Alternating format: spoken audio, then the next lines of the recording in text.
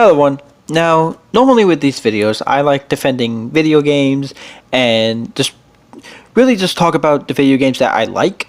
However, today I'm doing something different, and today I'm actually defending a movie that I really like. And that movie is Star Wars Return to Jedi. Now, I love Star Wars. I've always been a fan of Star Wars ever since I was a little kid. I love the original trilogy. I love the prequel trilogy. However, the sequel trilogy and the Disney Star Wars movies, I honestly don't like. I really don't like those movies, and I actually really hate what Disney has done to one of my favorite franchises. Although I do like Force Awakens and Rogue One, Mandalorian is pretty good as well, but that is a discussion for another day. My favorite Star Wars movie is easily Revenge of the Sith. With my second being Empire Strikes Back, and Return to Jedi is actually my third favorite Star Wars movie. I really love this movie. Now, I want to say that throughout this video, I will not be showing footage from the movie. I will be showing footage from Star Wars Battlefront 2, and I will not show any from the actual movie simply because I don't want to get in trouble with Disney. I know how companies, especially movie companies, are when someone just shows a clip of the movie in a video, so I'm not even gonna bother showing the clips just in case. I know Disney is sensitive of people showing clips and all that. So with that said, let's get started with defending the last movie in the original Star Wars trilogy. So honestly, I love the story and the plot that is in Return to Jedi, with the movie starting with the rescue of Han Solo, who, if you remember at the end of Empire Strikes Back, was turned to basically a wall of stone, basically, carbonite and all that. So C-3PO and R2-D2 go to Jabba's palace with a message from Jedi Luke Skywalker saying that he is giving the droids to Jabba, which they don't know about, which I love C-3PO's reaction to it. Then later on is revealed that Leia has sneaked her way into Jabba's palace, and she goes and unfreezes Han, but that all seems to be a trap by Jabba, and this causes Leia to also get kidnapped and wear the slave outfit that I'm positive everyone knows about. I don't even have to show a picture. I'm positive everyone knows the slave outfit that Leia wears in that movie. And this causes Luke himself to actually come and meet Jabba face to face. So Luke Skywalker goes and talks to Jabba, and I have to say I love his entrance in this movie. I love when he first shows up. He seems very Sith-like. He walks in, he has black robes on. He has black robes on. He's using Force choke and all that. I just love it, and I love his black outfit that he wears in this movie more than what he was wearing in Empire and in New Hope. However, him talking with Jabba does not succeed at all, and this causes Luke to fall into the Rancor pit, and Luke has to fight and get away from the Rancor. However, after defeating the Rancor, this causes him to get kidnapped with Han and Leia. So the next scene is when they go to the Snorlax pit and are about to be thrown into and killed. This is one of my favorite scenes in this film, mostly because of when Luke goes and he force jumps and then grabs his lightsaber, which is now green, by the way, and he grabs his lightsaber, his green lightsaber comes out, and John Williams' amazing soundtrack starts playing with Star Wars. Honestly, I prefer Luke having a green lightsaber over the blue lightsaber. I've never really been a fan of Luke having the blue lightsaber. Yes, I know it's Anakin's lightsaber and all that. I don't care what Disney says, it's Anakin's lightsaber. But I know he had Anakin's lightsaber in A New Hope and in Empire, but in my opinion, Luke always looks better with a green lightsaber, and this scene honestly does a perfect job at introducing that lightsaber with it with R2 shooting it out and then Luke catching it. I love it, and I really wish I could show it because that scene is just so awesome. But again, I'm not risking getting in trouble with Disney because I know how sensitive companies are, especially Disney, when it comes to using footage of a movie in a video. And I'm not going to risk that. I don't even care if there's even a chance of me not getting in trouble. I'm not going to risk it. So Luke, Han, and Leia go. They kill Jabba and his bodyguards, everyone who's working with him, including Boba Fett, which I honestly was never a fan of Boba Fett. I never understood the love that he got because he didn't really do much in the original trilogy, and he has one of the worst deaths in all of Star Wars. Not the worst death that goes to Leia in Rise of Skywalker, but like his death is just pretty bad, honestly. And I never understood the love that he got from fans. Like, yeah, you could say the same thing about, like, my favorite character in Star Wars is Darth Maul, and yeah, you could say the same thing as, like, well, Phantom Menace, he didn't do much and all that, but at least Darth Maul, he looked cool, he looked fucking badass, and the fight between Obi-Wan and Qui-Gon, and Darth Maul, that fight was so awesome, and he died in, like, the way he died was actually, like, a pretty good way compared to how Boba Fett died. Either way, so after they defeat Jabba and his bodyguards, Luke goes back to Dagobah in order to speak to, like, Master Yoda and complete his training. And in this, Luke actually asks Yoda if Vader is actually his father. Yoda basically just tells him the truth that that Darth Vader is Luke's father, and in order to complete his training, he has to defeat Vader and to actually become a Jedi. Now, after talking to Luke, Yoda dies of old age, and I think this is a perfect way that Yoda could have died. And I would compare this to, in my opinion, the worst death in the entire franchise of Star Wars, and it's how Leia died in Rise of Skywalker. So I believe this was the perfect way to kill off Yoda, because in Return to Jedi, Yoda is like 900 years old. He has lived very long, he has trained thousands, maybe even millions of Jedi, and all that. And he has taught Luke as much as he can, and really everything he could. And the last thing he does, he tells Luke the truth about who Vader is. He tells him, the last thing you need to do is kill Vader, defeat Vader, because... And you kind of see the sadness and regret in Yoda in the scene, like, simply, like, especially after watching the prequels, you kind of see Yoda being like, I failed, like, with Anakin, you have to take him down. Then, like, it really looks like he blames himself for what happened to Anakin and what made Anakin become Darth Vader. Like watching that scene, it really looks like Yoda is like, I failed with Anakin and all that. You have to kill Vader and all that. And Yoda doesn't even think that there's any good of any side of Darth Vader that's still Anakin and all that. And I love that. Now, before Yoda dies, he goes and tells Luke one last thing he needs to do, and that's defeat Vader again. And so, like, when Yoda dies, he has done as much as he could to train Luke. He gives Luke one more thing that he needs to do to actually become a Jedi and all that. However, now let's look at Leia's death in Rise of Skywalker. And I honestly believe they made her die this way to make her seem like Yoda, because make her be like this all-powerful, like, smart being, but it fails miserably because, one, Leia is not that. Leia is not anywhere close to Yoda. I love Leia. I love that character. I love Carrie Fisher. Rest in peace, Carrie Fisher. But Leia is nowhere near Yoda.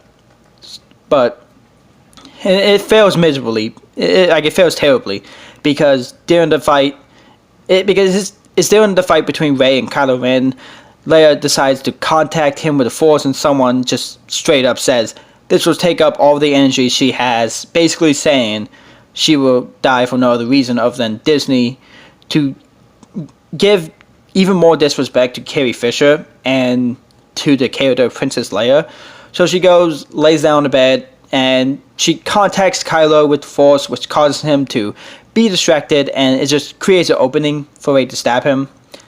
So Leia's final moments, she didn't do anything. She only caused an opening for Rey to almost kill her son, which the whole idea of force healing is so stupid. And yes, I know force healing is in the games, but that is different because it's obviously just a video game mechanic and not something that's actually in canon.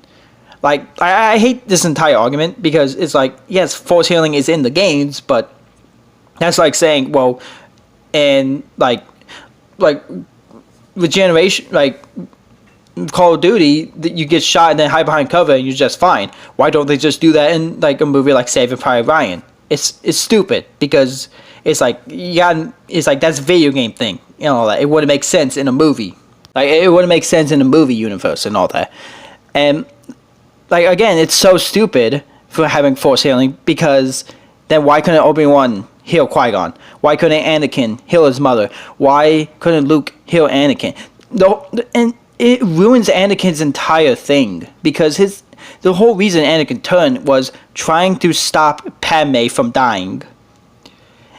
And even though Palpatine did not have, like, could not actually stop Padme from dying and save her, he made Anakin believe that the dark side of the Force would help him keep Padme alive. But no, instead, let's ignore all that, because no, force healing is now a thing because of Disney. It's really stupid.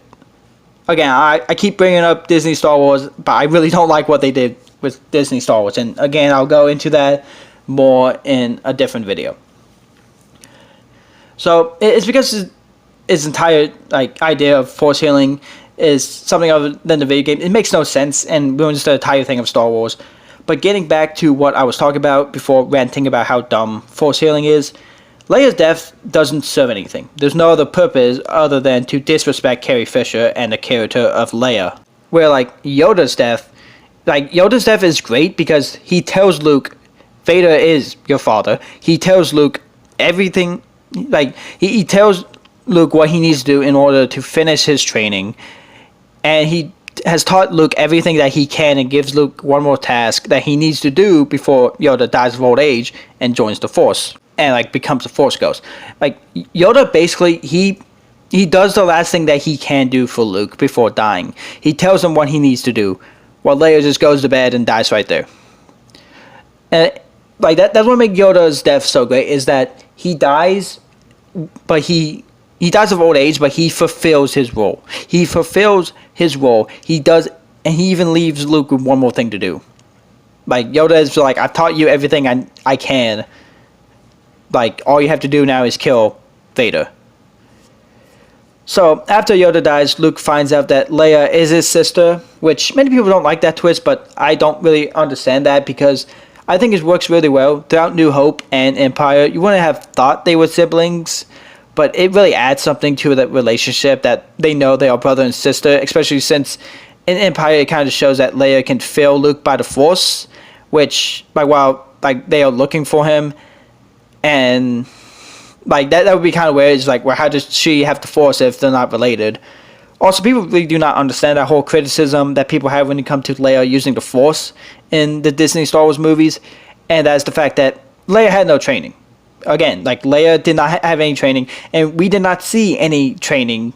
It just showed up out of nowhere. Yes, J.J. Abrams showed it in Rise of Skywalker, but again, you cannot just be oh, well, she knows how to use the Force, and Anakin was the strongest, Anakin was her dad and the strongest Force user. Again, Luke didn't even know how to use the Force until Obi-Wan trained him. So you cannot tell me, well, Leia is going to know how to use the Force without training. And you're going to say, well, Luke trained her. Well, they should have showed that in, earlier movies, rather than the last movie in the trilogy. But, again, even Luke couldn't even use the Force without Obi-Wan training him. But, yeah, Rise of Skywalker goes and shows that. But, they could have shown it earlier. I'm basically repeating myself right now. I really don't like Rise of Skywalker. Anyway, Luke is told the truth by Obi-Wan, and I honestly agree with Obi-Wan. Yeah, it's not great that he didn't tell Luke about Leia. However, I agree with Obi-Wan that Darth Vader killed Anakin, since in Revenge of the Sith, it shows Anakin is becoming someone else. Darth Vader has taken over, and in a sense, he has killed Anakin. Just look at the entire scene on Mustafar before the Anakin vs. Obi-Wan fight. That's not Anakin standing there. That's Darth Vader. So after this, the rebels go and start planning and are about to attack the second Death Star and go into Endor. And I hear so many people have issues with Battle of Endor, especially the Ewoks, which I actually really like. So let's go ahead and talk about them. So whenever I hear people talk about Return of the Jedi, the topic of them hating the Ewoks always come up. But I honestly really love the Ewoks. I love that they are in this movie. So one of the biggest complaints is that they are just there to make Star Wars seem cute and to sell merchandise. Okay, so the first thing I want to say, there is nothing wrong with selling merchandise, especially since a lot of the people who complain about this and all that are the same people who bought a bunch of Boba Fett merchandise and have a bunch of Star Wars things in their room. So don't be saying how bad it is when you go and buy a lot of Star Wars stuff, but then say, oh, you only did this for merchandise. It's like, dude, when you're buying a bunch of merchandise yourself, you cannot say that. That's hypocritical. Also, say Star Wars wasn't cute before. I want to point to the Jawas in A New Hope. Now, yes, you could argue they are like ugly, but I have always thought the Jawas have always like seem a little cute and all that.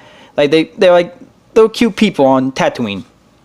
Also, we have R2-D2 as well, and you can't tell me that Star Wars wasn't cute before Return of the Jedi. There were some cute characters in Star Wars.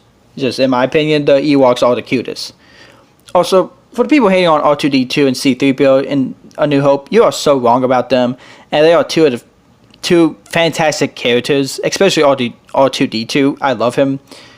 Also, something I do want to say with the Battle of Endor, the Rebels were actually losing the fight on Endor in both space and on the planet. Palpatine made a trap for them. They were caught into it. They were actually losing until Chewbacca and some Ewoks saw an 18ST, so that way they could break in and shut off, so that way they could break in and destroy the wall, like the shield around the Death Star. Now, I will say that yes, some of the ways that the Ewoks take out some of the stormtroopers is a little childish, and where like a group of them just gangs up and starts beating the hell out of like stormtroopers. However, this battle really shows how smart the Ewoks are. It also shows that they know how to use their environment to take down the stormtroopers. Also, and some of their tactics don't work, but others do, like catapulting a rock at a stormtrooper who they are wearing armor, and even if it doesn't kill them, it is going to at least give them a concussion, so you can't say that it won't be effective. Honestly, the Ewoks show another species fighting against the Empire, and it also shows a species that is defending their home. Like, Endor is their home from these people coming on. And I also want to point out that the Ewoks didn't actually side with the Rebels at first. They didn't even trust them. The first one we see is pointing his weapon at Leia. Like, the first one we see, he's pointing his weapon at Leia until she offers the Ewok food, and he goes and sit down. But even then, when she takes off her helmet, he jumps up and points his weapon at her. And then Luke, Han, and Chewie all get kidnapped and are almost eaten by them until Luke stops them by lifting C-3PO with the Force. Honestly, I have always loved the Ewoks and was surprised when I found out that people really hated them, because I do very much love the Ewoks, and I do love the Battle of Endor. Now, this fight between Luke and Darth Vader is so much better than the one that was in Empire Strikes Back, because of Luke trying to turn his father back to the light side of the Force, Palpatine and Darth Vader trying to turn Anakin to the dark side of the Force, and Vader learning about Leia, and also Vader's redemption and Anakin turning back to the light side of the Force. Really, everything about this fight I just love. Something I love a lot about this fight is that Luke is starting to turn to the dark side of the Force until he sees what he's becoming, and the fact that he sees that Darth Vader, Anakin, is missing a hand too. Just like Luke, he's Darth Vader is missing a hand. And I love the scene where he throws his lightsaber and says that I'm a Jedi, like my father before me. I love that moment so much, because this moment honestly shows the best of Luke Skywalker, and the entire plot of him wanting to turn his father back to the good side because he knows there's still good in him. However, Disney had to go and ruin his entire character with The Last Jedi. Again, I'm trying not to talk about Disney Star Wars, but I really don't like what they did. I really don't like what they did with Star Wars. Now, honestly, my biggest issue with this fight is the combat itself, and that's because at the time of Return of the Jedi, the lightsaber battles don't really look that great. Honestly, it's out of all the battles of the original trilogy, it's not bad, but especially after watching the prequels, where even though everyone complains about those fights, the fights were badass and they looked awesome. Like seriously, imagine how awesome it would be if we had a Luke versus Vader fight with a style that the prequels had. That would be amazing. So, if it's not clear by this video, I really love Star Wars Return to Jedi. It is easily my third favorite Star Wars movie.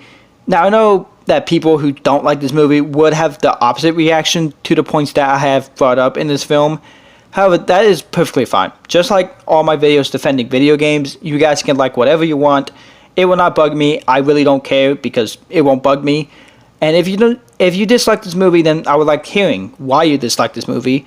And however, you do need to explain why you dislike this movie in a nice way. If you say it's screaming, if you start screaming, telling me how wrong I am, like screaming, saying I'm wrong, saying that like, oh, I don't know Star Wars because I like this movie, that's just annoying. I'm not going to listen.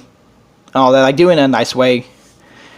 Either way, I love Star Wars, and even though I'm not a fan of Disney Star Wars, I still love this franchise. This movie is a perfect example of this. I love Return to Jedi, even though most Star Wars fans, I think, hate this movie. I love it. And I believe it is a great ending to the original Star Wars trilogy. And like, I don't think I would want anything else other than how Return to Jedi actually ended. And in my opinion, Luke, Han, and Leia's story ended with Return to Jedi.